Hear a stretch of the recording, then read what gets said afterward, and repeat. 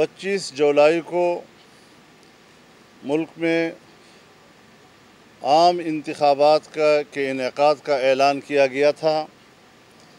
Election तो हुआ, लेकिन ये अवामी मैंडेट नहीं है।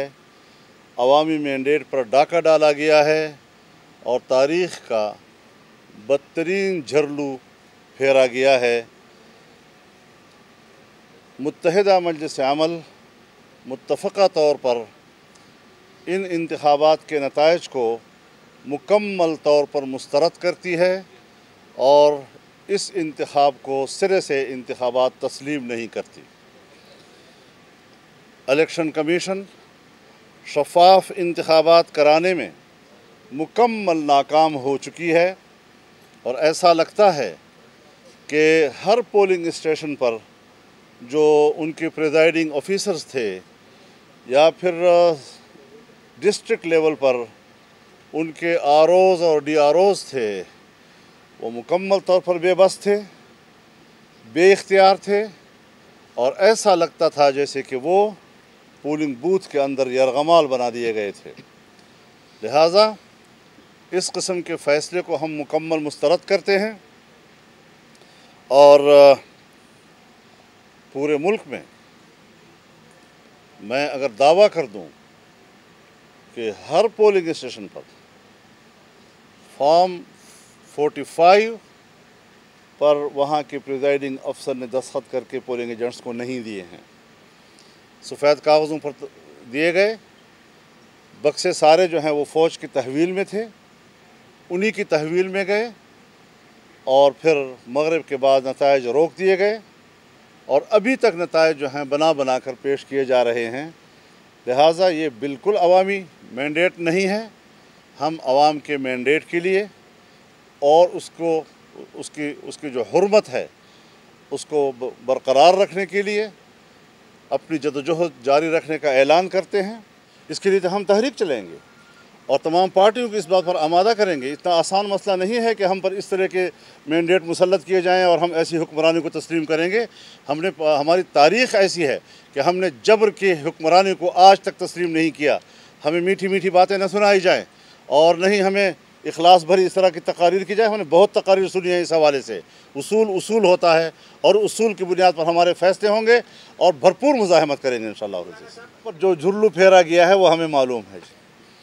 जहाँ पर मैं 25-25, 30-30 हज़ार के लीड से जीता रहा हूँ, आज उन लोगों के हाथों से मुझे 35 हज़ार से हराया गया है जिसको कोई गांव में शायद उसका चाय पिलाने के लिए भी कोई तैयार ना हो उनको।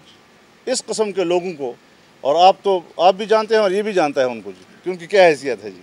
तो ये बहुत कहानियाँ हैं, एक एक पोलिंग स्टेशन की अलग अलग कहानियाँ हैं और शायद पाकिस्तान में हम इसका इहाता ही न कर सके उन कहानियों का कि कहाँ पर क्या क्या होता रहा है, किस तरीके से हमारे उम्मीदवारों को निशाना बनाया गया, किस तरह उनको रास्ते से हटाने की कोशिशें की गई हैं। इलेक्शन से पहले जो धांधली के इंतज़ामात होते हैं किस मुनज़्ज़म तरीके से किए गए। तो ये सारी चीज़ें जो हैं हमारे मद्देनज़र हैं और हम इस हवाले से इन इलेक्शन को कल अदम कराने के मुतालबे पर सबको मुत्तफ़िक़ करना चाहेंगे।